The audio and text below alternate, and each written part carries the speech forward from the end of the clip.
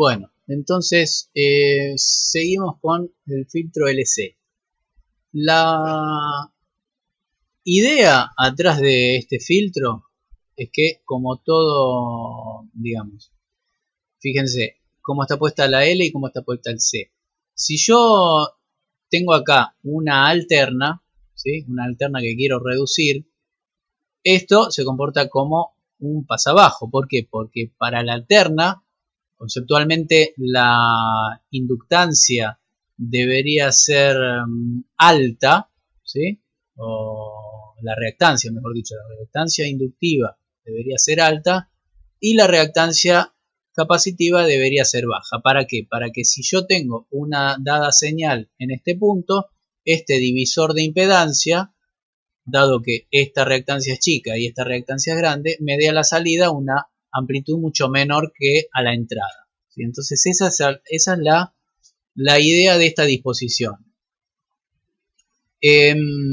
Lo que vamos a suponer acá para analizar esto y analizar de qué depende, digamos, cómo dependen los parámetros de filtrado de los elementos, es que, bueno, como dije, la reactancia inductiva va a ser mucho más grande que la reactancia capacitiva y a su vez la reactancia capacitiva va a ser mucho menor que la resistencia de carga. ¿Por qué? Porque lo poquito la poquita corriente de alterna que circule a través de la L, en vez de irse hacia la resistencia, el capacitor presenta una reactancia mucho más chica, de tal manera que la alterna se derive, o sea, el capacitor sea un cortocircuito para las armónicas, básicamente. Bueno, esto también era el concepto para el filtro a capacitor, ¿no? Y por otro lado, para la continua, lo que tiene que pasar es que, imagínense la componente continua. ¿Qué es lo que ve la componente continua acá? Y este no lo ve, porque su reactancia es infinita. Y de esta bobina, esto va a ser una bobina, esta bobina nosotros vamos a tener una parte inductiva, pero también el cable, el alambre que nosotros usemos para bobinar esta bobina va a tener una resistencia. Entonces esa resistencia, fíjense que queda en serie con la resistencia de carga. Y si esa resistencia es muy alta, este divisor resistivo va a hacer que la componente continua que aparece acá, gracias al rectificador, se vea repartida entre esta resistencia parásita y mi resistencia de carga. Y eso no quiero que suceda. Yo quiero que toda la continua pase de acá a mi resistencia de carga y que la caída en continua sea muy chiquitita. Entonces, lo que voy a necesitar es que la resistencia de carga sea, o mejor dicho, la resistencia del inductor de la bobina sea mucho más chica que la resistencia RL. Bueno, para hacer este análisis voy a hacer lo siguiente. Voy a pensar que la bobina tiene una componente inductiva L lo suficientemente grande para que la corriente no se apague nunca. Quiero decir que siempre haya corriente sobre esta bobina, ¿sí? Entonces, si la corriente no se corta nunca por esta bobina, quiere decir que acá siempre va a haber corriente. De hecho, una bobina se comporta muchas veces como una fuente de corriente, ¿sí? La bobina, ¿por qué fuente de corriente? Y porque la bobina se opone a los cambios de corriente. Entonces, va a hacer todo lo posible con su fuerza contraelectromotriz para mantener el valor de corriente. Si yo tengo una bobina suficientemente grande y eso ocurre, lo que va a pasar es que el estado de conducción de estos 4 diodos de A pares ahora ya no va a depender de lo que pase en la carga, sino que va a depender exclusivamente de la polaridad que imponga el transformador. ¿Y a eso a qué me refiero con eso? Que si siempre hay corriente por acá, esa corriente o va a tener que venir por acá o va a tener que venir por acá, no queda otra, ¿sí? Entonces, la corriente o quien esté conduciendo corriente, si este par, este BD1 y BD2 o el otro par complementario, solo va a depender de la polaridad del transformador. Quiere decir, ni bien la tensión del transformador se haga positiva, va a conducir va a volver por acá y va a conducir este que está acá. Y ni bien la tensión se hace negativa, va a conducir este diodo y se va a volver por acá, ¿sí? Entonces, ¿cómo va a ser la tensión B0? Y si los diodos van a conducir en cada polaridad de la tensión, no queda otra que, digamos, supónganse, ni bien la tensión se hace positiva en el semiciclo positivo, conduce este y conduce este. Entonces acá va a estar presente el semiciclo positivo de la tensión. Y cuando la tensión se invierta, van a empezar a conducir este y este.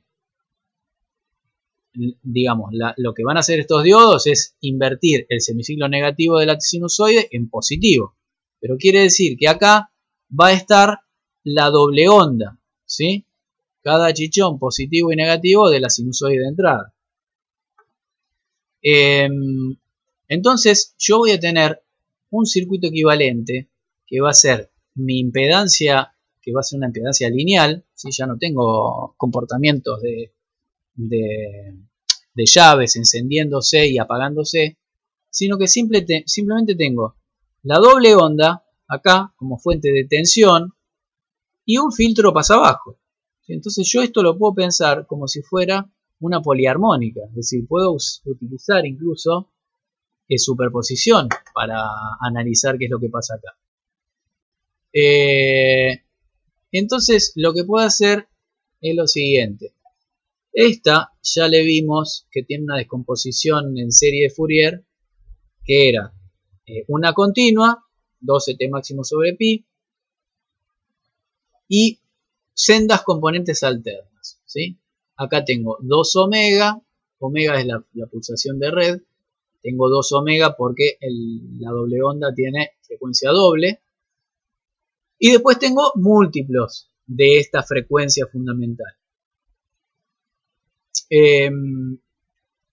Entonces, como la impedancia de esta L aumenta con omega y además esta amplitud decae rápidamente con el orden de la armónica, yo lo que puedo hacer como análisis preliminar estimativo es decir, bueno, desprecio todas las otras componentes de frecuencia y supongo que esta forma de onda tiene una sola componente de frecuencia, que es la más grande, ¿sí? La más grande de todas.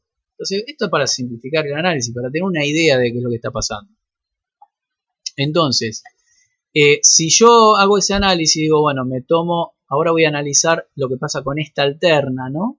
Esta sola alterna, utilizo superposición, ¿no? Pasivo la continua y me quedo con la alterna. Y analizo este circuito en la componente alterna nada más. La tensión eficaz que yo voy a tener en este punto va a ser la corriente eficaz, ¿no? La corriente que circula por acá, ¿sí?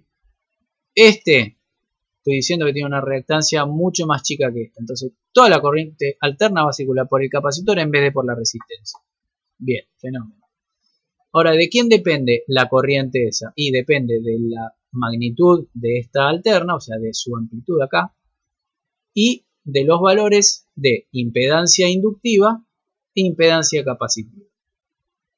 Ahora, si la reactancia capacitiva es mucho más chica, porque lo estoy diciendo por hipótesis, que la reactancia inductiva, la corriente que va a circular va a depender casi exclusivamente del inductor, ¿sí? Entonces puedo hacer esa estimación, es decir, la corriente eficaz de alterna va a ser la componente eficaz que entra por acá, que vendría a ser esta, dividido la reactancia inductiva, ¿no?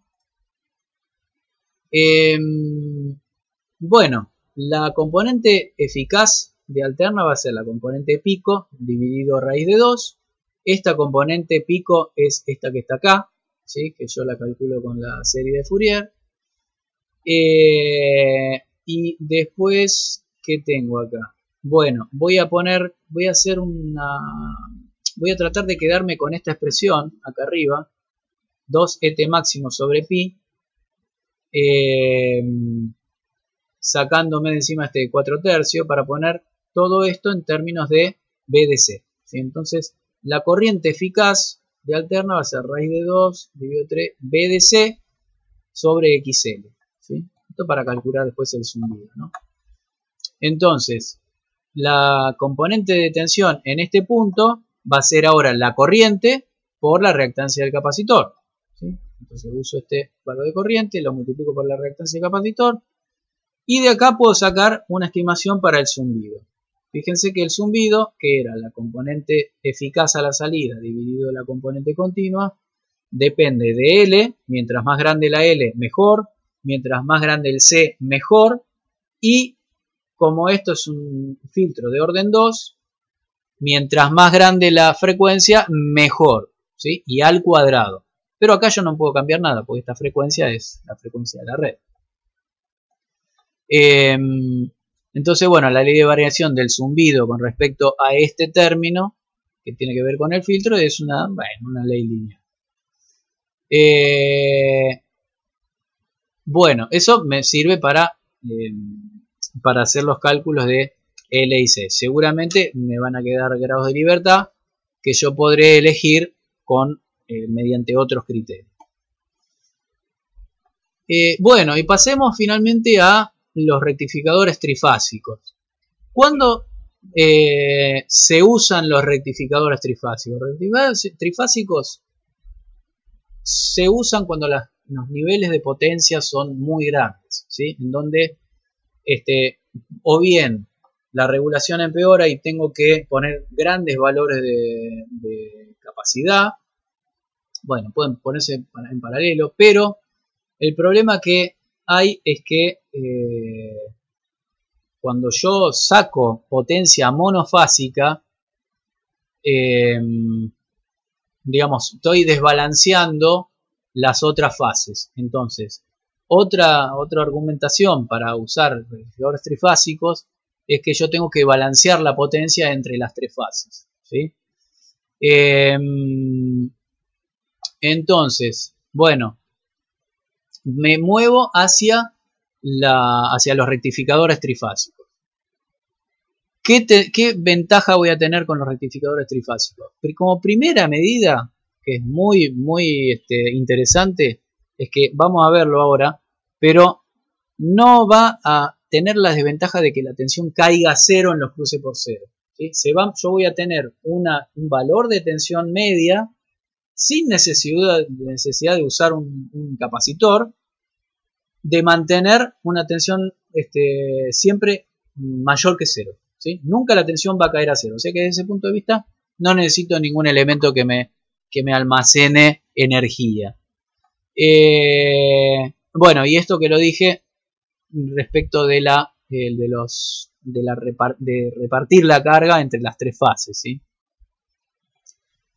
Bueno, como circuito más básico, pero que no se usa, digamos, simplemente lo vamos a mostrar digamos, en forma didáctica. El rectificador más básico es el rectificador de media onda trifásico, ¿sí? Que no es otra cosa que, obviamente, 3 rectificadores de media onda monofásicos. Fíjense que yo acá estoy teniendo por cada fuente de 220, estoy teniendo un diodo, ¿sí? Como si fuera un diodo un rectificador de media onda, como ya lo vimos, y esos diodos se unen en un determinado nodo y la corriente se vuelve por el neutro, ¿sí? Bueno, acá esto funciona de igual manera que los rectificadores de media onda, y también tienen el problema que tienen el de media onda de tener corriente media. ¿Por qué? Porque fíjense que sobre esta fuente BA no puede haber corriente que no circule en esta dirección. O sea, la corriente siempre va a circular cuando VA sea positiva y no va a circular nunca en sentido inverso, con lo cual estamos poniendo corriente media en los elementos magnéticos, de transformadores, máquinas y demás. Entonces, desde ese punto de vista, no es para nada saludable, vamos a decir. Ahora, en este rectificador, dependiendo de las polaridades de las tres fuentes, el diodo que se ponga en conducción va a ser el que tenga mayor tensión en su ánodo de los tres, ¿sí? Entonces, la forma de onda que uno va a obtener con este tipo de rectificadores es una forma de onda de este estilo, ¿sí? Es decir, por cada ciclo de red yo voy a tener, vamos a tomar desde este punto hasta este punto como ciclo entero, ¿no? En cada ciclo de red voy a tener 3 pulsos de tensión, vamos a decir. Entonces, tiene una ventaja, tiene 2 ventajas en realidad este rectificador, por más que no sea del todo saludable, que es que el ripple de tensión acá va a tener frecuencia triple, no frecuencia doble como el monofásico de onda completa, sino más alta la frecuencia. Mientras más alta sea la frecuencia del ripple, si yo quisiera filtrarlo, necesitaría un filtro más chico, porque mientras más alta la frecuencia, más fácil de filtrar.